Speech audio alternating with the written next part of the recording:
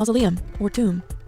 It was built more than 350 years ago by Emperor Shah Jahan of India as a memorial for his beloved wife, Mumtaz Mahal, who had died.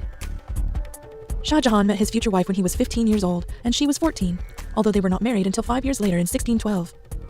Their marriage was a happy one, as the two loved each other and were good friends as well. Shah Jahan gave his wife the title Mumtaz Mahal, which means chosen one of the palace, and together they had 14 children. It was while giving birth to her final child in 1631 that Mumtaz Mahal died. Shah Jahan was heartbroken and decided to build a memorial for his beloved wife in Agra, on the banks of the Yamuna River. Construction of the Taj Mahal began in 1632. It was an immense project. More than 20,000 workers were involved, and materials were transported by more than 1,000 elephants. The style of the buildings was inspired by Persian, Islamic, and Indian architecture, and the tomb was finished with huge slabs of white marble and decorated with many precious and semi-precious stones.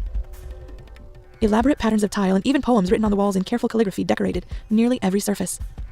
The tomb took about 12 years to build, but the work was not over yet. The tomb itself is only part of a much larger complex and is surrounded by elaborate gardens with pathways and pools of water that are positioned to catch beautiful reflections. There are also minarets, a mosque, and a gateway. Construction of the rest of the complex took an additional 10 years, meaning that the entire project took 22 years to build. The cost is estimated to have been 32 million Indian rupees, an equivalent of about $827 million US today. It is said that Shah Jahan planned to build a second Taj Mahal across the river from the first, made completely of black marble, as his own tomb. But when his son overthrew him and rose to power, the plans were discarded. Whether this is true or not, it is probably true that Shah Jahan did not plan to be buried in the Taj Mahal with his wife, but that is where his son buried him when he died. A slightly larger tomb for Shah Jahan was added next to Mumtaz Mahal's, marking the only place in the tomb that the symmetry is broken. Shah Jahan and his queen are not actually buried in the tombs that are on display. Those are empty. Instead, their bodies are buried beneath the Taj Mahal. Through the centuries, the Taj Mahal has survived.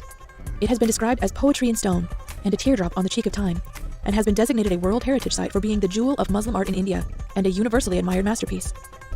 Today it is a symbol of India and one of the most famous landmarks in the world, as well as an enduring symbol of a love that was meant to last forever. I hope you enjoyed learning about the Taj Mahal today. Goodbye till next time.